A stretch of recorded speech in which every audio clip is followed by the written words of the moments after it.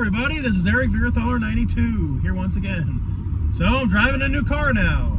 Not that it really matters, but of course people are going to make that observation due to my previous videos, but that's not the point of this video. Let's get to it. I finally saw The Mean One today. And let's get straight to it. What were my thoughts? So, if I had to pick either this or Blood and Honey, this was better than Blood and Honey. Because the problem with Blood and Honey, it took itself way too seriously. While this, because this is being passed off as a horror parody, it actually helps to its advantage. Because it didn't take itself as seriously as Winnie the Pooh, Blood and Honey. So because of that, it's a huge improvement over Winnie the Pooh, Blood and Honey. Now, granted, there only were a few moments where I laughed during the movie. It's not like laugh out loud hilarious like Liar Liar with Jim Carrey. Funny I say Jim Carrey because he also played the Grinch, but nonetheless, what did I think of the movie? It was decent. Some of the acting was pretty hokey, but I guess maybe that works to the movie's favor because it's a horror parody, not a straight up horror film. The best actor by far is David Howard Thornton. He absolutely nailed it. Nailed it. This guy's a phenomenal thespian. Like, okay, this guy is going places. He absolutely is. Oh my goodness. Like, he's one of the best modern actors I've seen in a long time. This guy has talent. And I'm so glad to see that he's getting the recognition that he truly deserves. I would love to meet him and work with him someday. But now we're getting off topic. So, there were a few twists and turns that I did not see coming. I'll give the movie that. But yeah, overall, it was just okay. I guess a nitpick. Look, I get it. David Howard Thornton played a silent killer before in the Terrifier movies. I get it. But does that now automatically mean that every character that he plays now has to be a silent killer? You know, it's kind of like with Boris Karloff. He played silent characters with the Frankenstein monster and then that other Frankenstein monster-like character in The Old Dark House. Then I finally let him talk in The Mummy. I hope it's going to be that way for David Howard Thornton, because the guy also said he has experience with voice acting. So come on, people. Give him the chance to show off his vocal talents as well.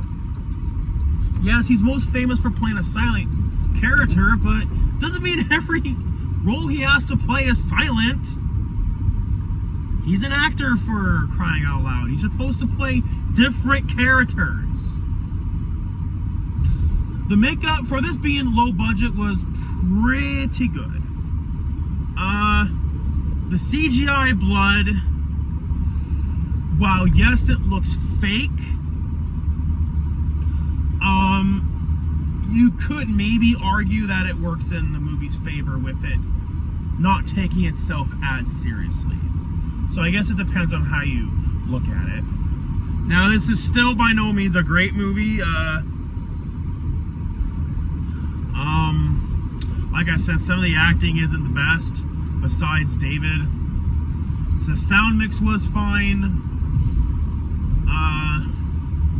I liked how they twisted a few things around with the source material with the Grinch.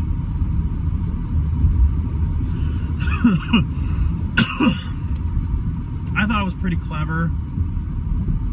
But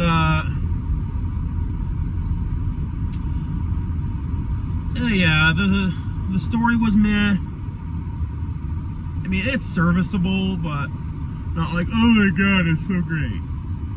It's just okay. I can watch it again as a time waster, but I won't go out of my way and watch it again. But yeah, but out of all the children's movies, children's source materials being turned into horror films, this is the best one. So yeah, I think the movie would have benefited from having a bigger budget, but again, all of my films have had an even smaller budget than this, so yeah, these guys were lucky that they had the budget that they had, because man, I wish I had their budget. It's a lot bigger than any of the budgets I have had. So overall, I give it like maybe a 5 or a 6 out of 10. And if it were on a scale 1 to 5, I'd give it like a 3. But yeah, I did find it really funny how there's a character in the movie named Dr. Zeus. Like, okay, it's so obvious what that's supposed to sound like. But of course, you know, because of copyright and trademark, they had to do some loopholes. But yeah, so those are my thoughts on The Mean One. David Howard Thorne, I felt like he was handcuffed to a smaller budget. But yeah, it was overall like look, I'm not saying a movie's bad just because it's low budget. Like, I've seen plenty of low budget movies. I mean, heck, I have made some low budget movies, so that's not what I'm saying. I'm just saying I do think it would have helped.